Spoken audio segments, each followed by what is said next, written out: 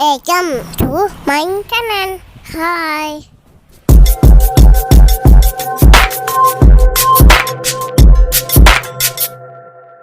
நம்ம சேனலை புதுசாக பார்க்குறவங்க இது வரைக்கும் சப்ஸ்கிரைப் பண்ணாதவங்க சப்ஸ்கிரைப் பண்ணிட்டு பக்கத்தில் உள்ள பெல் ஐக்கானையும் ப்ரெஸ் பண்ணிக்கோங்க. இந்த வீடியோ லைக் பண்ணுங்கள், கமெண்ட் பண்ணுங்கள், ஷேர் பண்ணுங்கள். இன்ஸ்டாகிராமில் ஃபாலோ பண்ணணும்னு நினைக்கிறேன். கீழே உள்ள டிஸ்கிரிப்ஷன் பாக்ஸில் லிங்க் இருக்குது, கிளிக் பண்ணி ஃபாலோ பண்ணிக்கோங்க.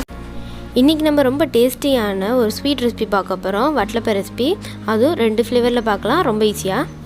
அதுக்கு முன்னாடி இந்த ஷேடோ எஃப்எஃப் சேனலையும் சப்ஸ்கிரைப் பண்ணி சப்போர்ட் பண்ணுங்கள். ரொம்ப டேஸ்டியான ஸ்வீட்டு. வாங்க இப்போ நம்ம வீடியோக்குள்ளே போகலாம். அதுக்கு நம்ம ஆல்மண்ட்ஸ், அதாவது பாதாமை 1 மணி நேரம் தண்ணியில் ஊற வச்சு அதை தோல் ரிமூவ் பண்ணிக்கோங்க. அப்புறம் முந்திரி பருப்பும் 1 மணி நேரம் அளவுக்கு தண்ணியில் ஊற வச்சுக்கோங்க. அப்புறம் 4 முட்டை எடுத்துக்கோங்க. நெக்ஸ்ட்டு நல்லா திக்கான பால் காய்ச்சி அதை ஆற விட்டு வச்சுக்கோங்க. 1/2 லிட்டர் பால் எடுத்துருக்கேன்.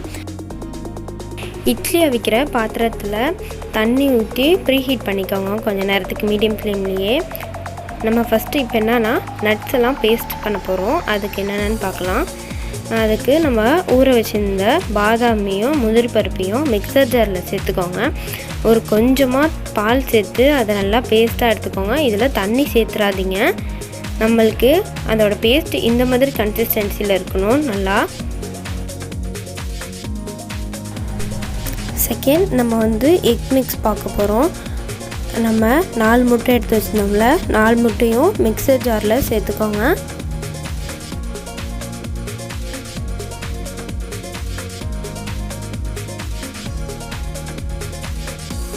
அந்த முட்டையோடைய 200 கிராம் அளவுக்கு சீனி சேர்த்துக்கோங்க. நீங்கள் இனிப்பு அதிகம் சாப்பிட்றவங்களாம் இருந்தால் நீங்கள் அதிகமாகவே சேர்த்துக்கலாம். இதையும் நல்லா மிக்சியில் பிளெண்ட் பண்ணிக்கோங்க. அதோட கன்சிஸ்டன்சி இந்த மாதிரி இருக்கணும். நல்லா பாருங்கள்.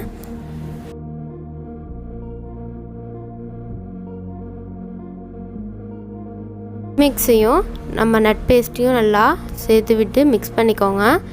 அப்புறமா நம்ம காய்ச்சி ஆற வச்சிருந்த பாலை இப்போ இதில் சேர்த்துக்கோங்க. நெக்ஸ்ட்டு கொஞ்சமாக ஒரு உப்பு சேர்த்துக்கோங்க. அது எல்லாத்தையும் நல்லா மிக்ஸ் பண்ணிக்கோங்க. மிக்ஸ் பண்ணிவிட்டு ஏலக்காய் எசன் ஒரு 2 to 3 டேபிள்ஸ்பூன் அளவுக்கு சேர்த்து மிக்ஸ் பண்ணிக்கோங்க. இட்லி அவிக்கிற சட்டி இல்லைன்னா ரைஸ் குக்கரில் தண்ணி சேர்த்து ஏதாவது ஸ்டாண்ட் வச்சு கூட இதை செய்யலாம். இட்லி சட்டி மூடும் போது மூடியில் ஒரு நல்ல துணியை எடுத்து கட்டி இறுக்கமாக மூடிக்குங்க. அதோட காற்று வெளியே வராத அளவுக்கு மீடியம் ஃப்ளேம்லேயே ஒரு 3/4 மணி நேரத்துலேருந்து 1 மணி நேரம் வரைக்கும் வச்சுக்கோங்க. இப்போ நம்ம நெக்ஸ்ட் சாக்லேட் வட்டலப்பம் எப்படி செய்கிறதுன்னு பார்க்கலாம். இதுவும் ரொம்ப டேஸ்ட்டாக இருக்கும். உங்கள் வீட்டில் நீங்களும் ட்ரை பண்ணி பாருங்கள். நம்ம செஞ்சு வச்சிருந்த பேட்டர்லேயே ஒரு 2 டீஸ்பூன் அளவுக்கு கொக்கோ பவுடர் சேர்த்துக்கோங்க. அதை நல்லா மிக்ஸ் பண்ணிக்கோங்க. கொக்கோ பவுடர்லாம் கெட்டியாக இல்லாமல் நல்லா கரைஞ்ச மாதிரி நல்லா மிக்ஸ் பண்ணி எடுத்துக்கோங்க.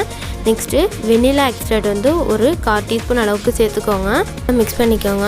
இதை நான் எலக்ட்ரிக் ஸ்டவ்வில் தான் வைக்க போகிறேன். அதுக்கு நான் ஒரு பாத்திரத்தை எடுத்து ஸ்டாண்ட் வச்சுக்கோங்க. அதுலேயும் வாட்டர் சேர்த்துக்கோங்க. கொஞ்சம் நேரம் அளவுக்கு ப்ரீ ஹீட் பண்ணிவிட்டு நம்ம வச்சு இந்த மிக்ஸை இப்போ அதில் வச்சுருங்க.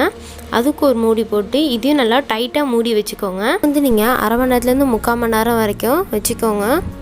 இதுலேருந்து காற்று வெளில வராமல் பார்த்துக்கோங்க. அவ்வளோதான் ஃப்ரெண்ட்ஸ், நம்மளோட சாஃப்டான டேஸ்ட்டான வட்டலப்பம் ரெடி ஆகிடுச்சு.